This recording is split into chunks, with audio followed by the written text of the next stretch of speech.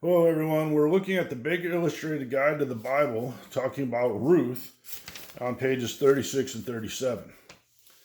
The setting of Ruth opens up in the time of the judges. And you remember the judges, people were disobeying God, and they would have some type of punishment, and then they would call out to God and get saved. And there's this cycle that was going on over and over again. And this is where we find Ruth. Ruth connects us to the story of Judges, and it's in the disastrous times, okay?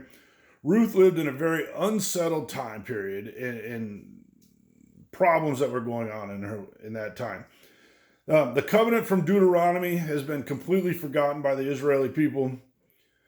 However, Ruth is bringing us the beginnings of hope, and her story highlights that for us. Ruth's personal experience of finding Boaz gives us hope, and eventually gives us David, who becomes the king of Israel. The outline the book talks about is leaving the promised land results in tragedy from chapter 1. The boy meets girl in chapter 2. Chapters 3 and 4 deal with the proposal and marriage.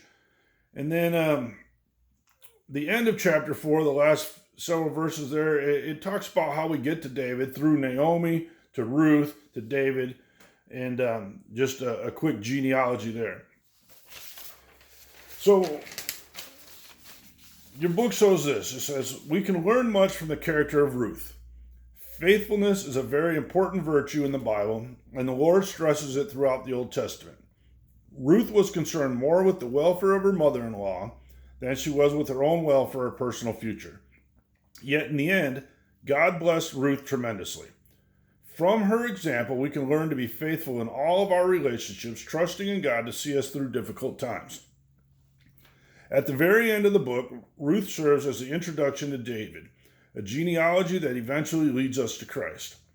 David will be on the short-term solution to the terrible situation in Israel that is described in Judges and alluded to in Ruth 1:1. God works quietly behind the scenes through two humble women, Naomi and Ruth, and one faithful man, Boaz, to start the process of raising up a mighty deliverer, David, and ultimately Christ. Make sure you're reading this material. Thanks, guys.